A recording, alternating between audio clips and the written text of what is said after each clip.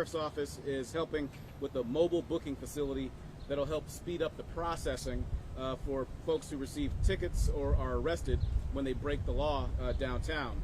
And what that'll do is that'll help us to keep our law enforcement officers in the Milwaukee Police Department on the beat, on patrol here downtown, instead of transporting those after they get arrested. We're adjusting hours of food trucks so they don't become gathering points on the nights and in the early morning hours. I want to credit the Milwaukee County Council for taking some action here in order to make sure that that is addressed. Police are increasing enforcement of juvenile curfew and prohibitions of guns being carried within 1,000 feet of schools. There are going to be some traffic changes as well, including flashing red traffic signals and restrictions on scooters in the downtown area. Those things are going to be implemented as we seek to address the issues here. Local businesses, they have been cooperating, and you're likely to see officers inside of some of those businesses helping to keep order and providing a presence downtown. Police are also using technology, something I'm a big fan of, including drone deployment in order to see what's happening and to speed up the response as well. I've had a number of conversations about this. I think it's really important that we are adaptive, that we are innovative, and using drone technology in order to keep an eye on what's going on is going to be a really, really important piece of this. And we continue with our prevention activity through a variety of programs and through our Office of Community Wellness and Safety, as I've mentioned, and as you see, are joining me here this morning. There's more going on, and I'm joined by several people who have stepped up as well. So finally, let me just highlight our common objective in all of this. I'm championing solutions. Downtown will be safer. Downtown is and it will continue to be the center of our entertainment economy, and downtown is and will continue to be a welcoming place for everybody who wants to come and to have fun. And we're going to work to address these issues that really, again, a few rabble-rousers decide to make decisions and choices and come down here and ruin it for everybody else. And with that, we'll take a couple questions. How many officers will be here on a Friday or Saturday night starting this week? Yeah, I will defer to the Milwaukee Police Department to answer questions about specific officers.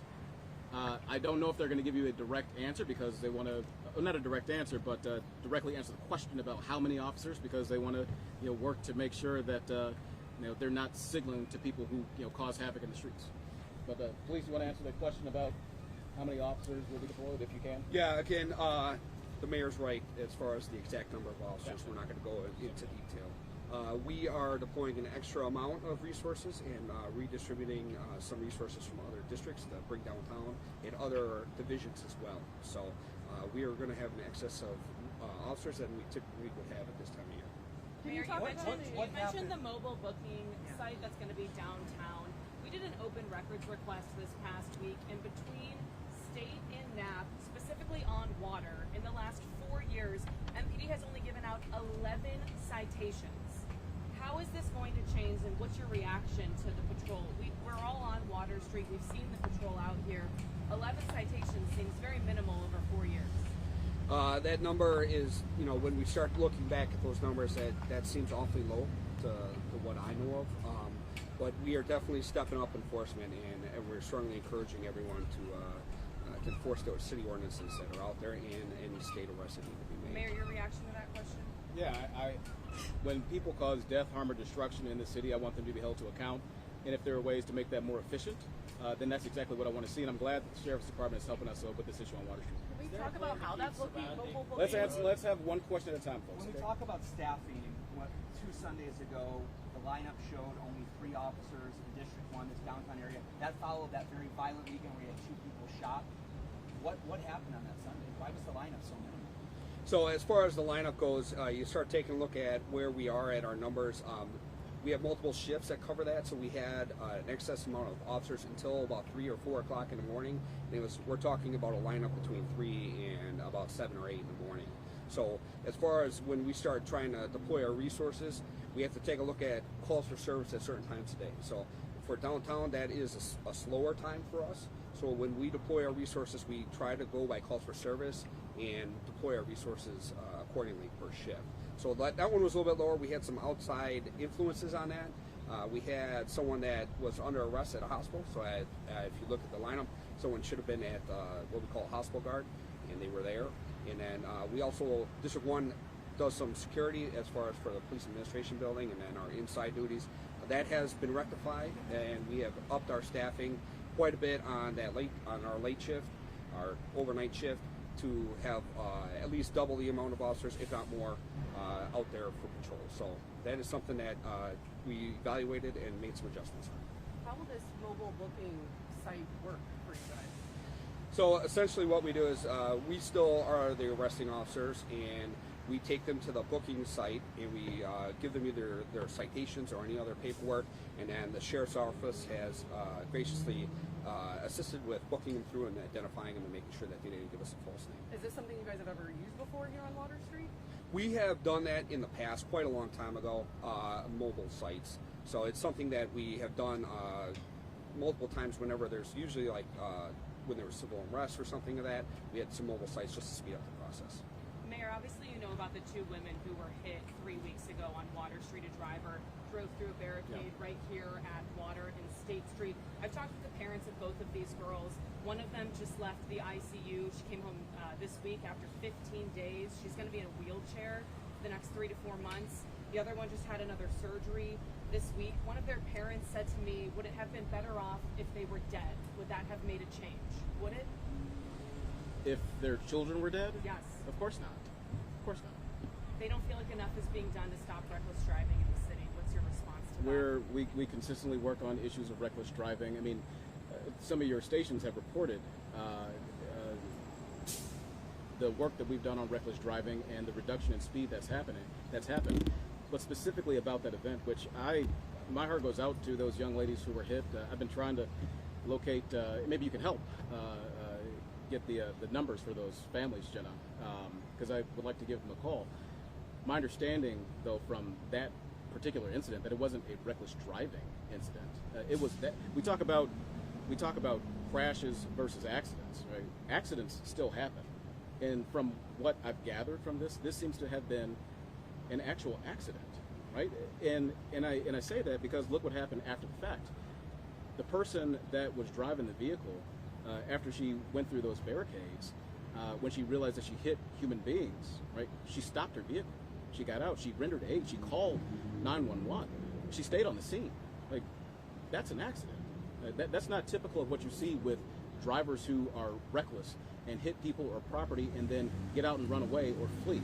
That didn't happen in this case. So my heart absolutely goes out to those young ladies. I've been following this, and if you can help us out with those numbers, I'm happy to call those parents. I would love to. There's surveillance videos at this intersection. Have you seen the accident yourself? Everyone keeps saying it's reckless driving, but parents have been denied access to surveillance video. They say that they're now contacting us because they can't get surveillance video from police or from the Marcus Center. Have you seen this video of this crash? I've seen what everybody else has seen.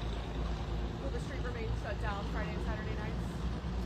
Will the street, Water Street? Water Street. Yeah. I mean, we got some traffic changes that are coming on, including the flashing red lights that I mentioned.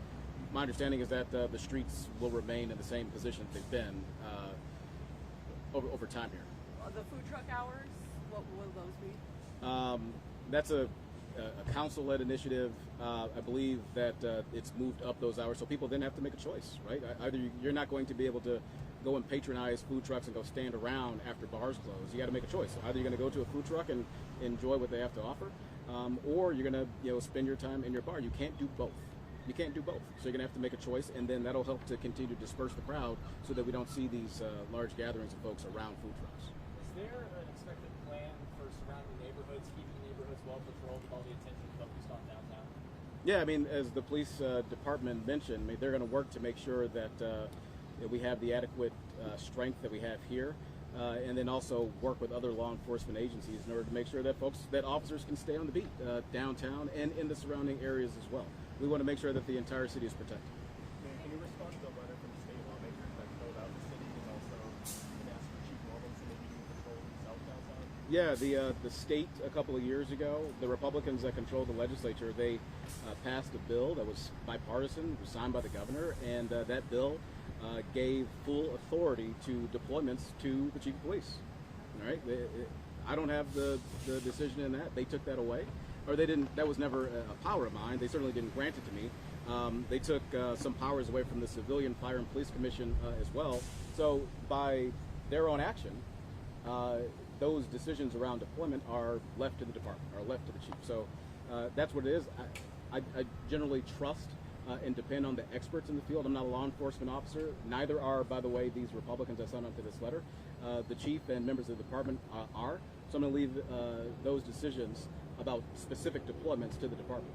I think another thing that's important here too, that I think it's important to point out, because that's not the only thing that that letter said. The letter pointed out a number of things. It said, ordinary citizens, I'm paraphrasing, ordinary citizens are affected by this, and things aren't happening. The thing that frustrates me about some of these positions from lawmakers is the fact that people in this city and really around this state are ordinary citizens are affected by issues of gun violence, and I hear silence. I hear absolute silence from these same people who sign this letter each and every single year when people in this city, ordinary citizens, innocent folks, kids, get hurt, get shot, get killed by people who should not have their hands on guns. And they sit around and they point at things that they think aren't happening or not to their liking. Well, they're not without any power. They could do things. They refuse to act on those things. And another thing that I think is important here too, because they talk about me making essentially investments in the police department. I get criticized by folks about making too much investment in the Milwaukee Police Department. When you look at the state of Wisconsin's investment in law enforcement, in the state of Wisconsin's investment, not the locals, but the state, you have to literally scrape the bottom of the barrel. If you had all 50 states in one barrel, you'd have to scrape the bottom of that barrel to find where Wisconsin's investment is in law enforcement. I think that is atrocious. And if they really want to talk about making investments in law enforcement, then put your money where your mouth is. Step up and help us to fund some of this stuff, because I think it's important. That's why I'm doing it. So they should step up and do it too.